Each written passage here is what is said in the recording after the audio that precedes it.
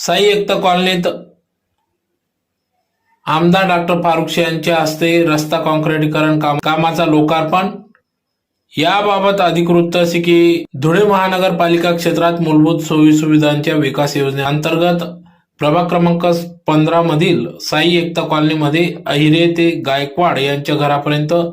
रस्ता काँक्रिटीकरण करणे या कामात 40 लाख रुपये खर्चातून या कामाचा लोकार्पण आमदार डॉक्टर फारुख शेख यांच्या हस्ते करण्यात आला। यावेळी भागातील नागरिकांनी सांगितले की या भागात सुमारे 40 वर्षापासून कॉलनी असून आजपर्यंत या भागात कोणत्याही रस्त्यांचे काम झालेले नव्हते,